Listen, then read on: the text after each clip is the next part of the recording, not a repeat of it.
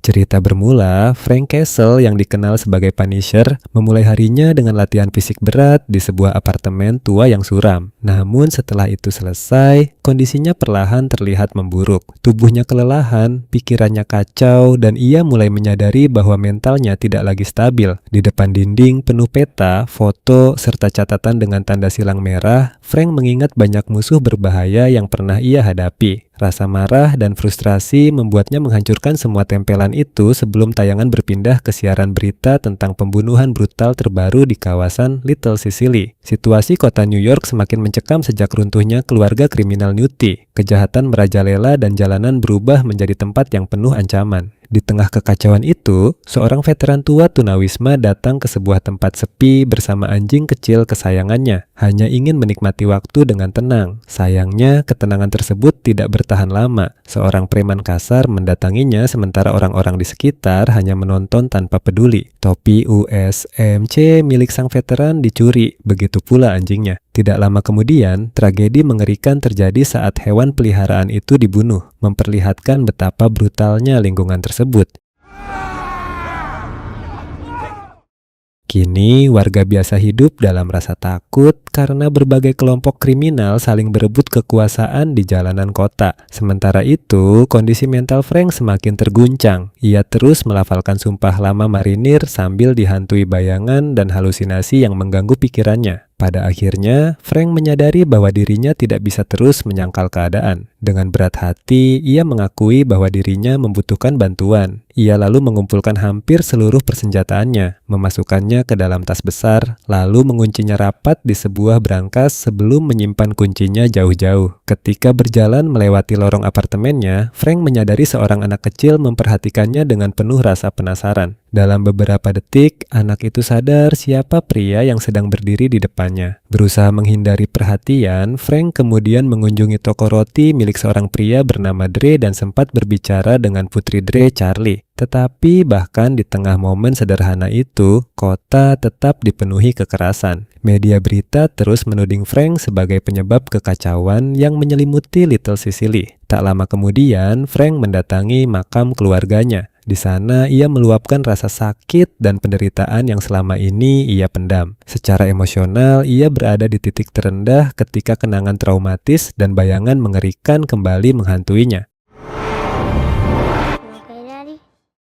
Setelah kembali ke apartemen, suasana berubah semakin menegangkan saat Frank merasa ada seseorang yang mengawasinya. Ia memutuskan untuk pergi, namun di tengah langkahnya, ia melihat sosok dirinya sendiri mengenakan kostum lengkap Punisher.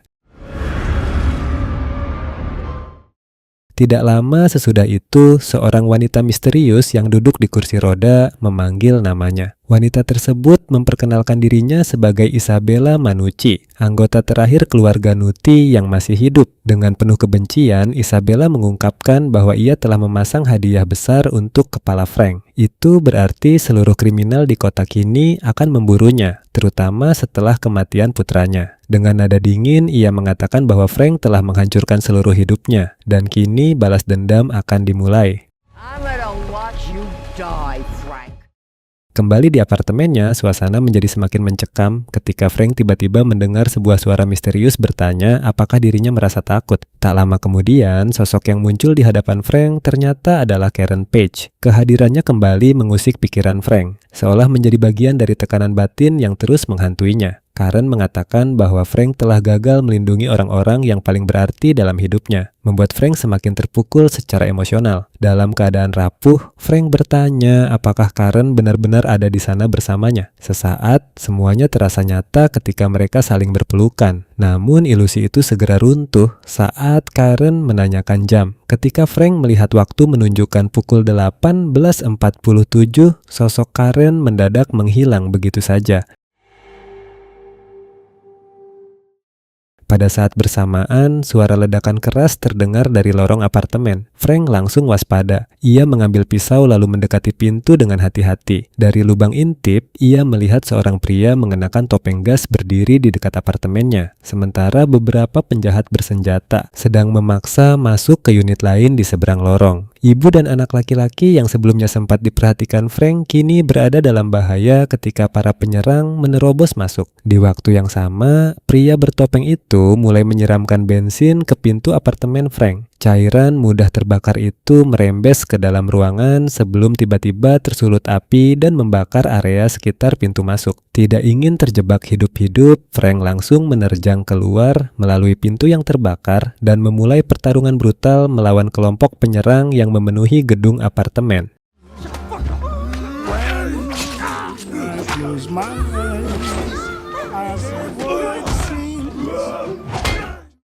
Setelah baku hantam sengit terjadi, Frank berhasil mencapai balkon dan menyadari bahwa seluruh kompleks telah berubah menjadi medan perang. Orang-orang bersenjata menyerang penghuni di berbagai lantai, memaksa Frank bertarung tanpa henti sambil menolong warga tak bersalah yang terjebak di tengah kekacauan. Perjalanan menuju atap dipenuhi pertempuran tanpa akhir. Frank menggunakan apa saja yang ada di sekitarnya untuk bertahan hidup, menghadapi lawan demi lawan dalam pertarungan jarak dekat maupun baku tembak brutal.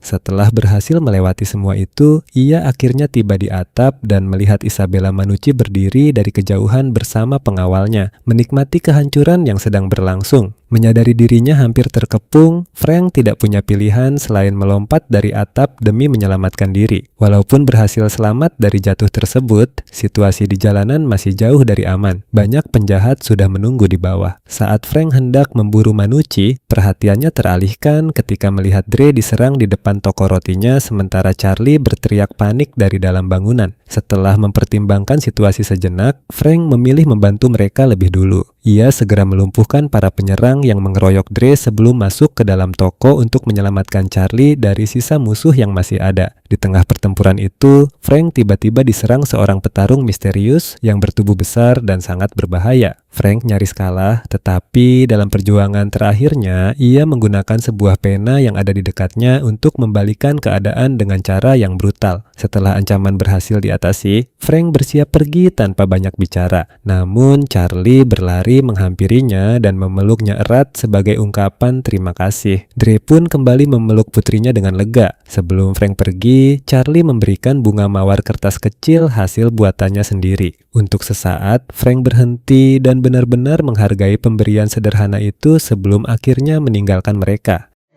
It's okay. Thank you.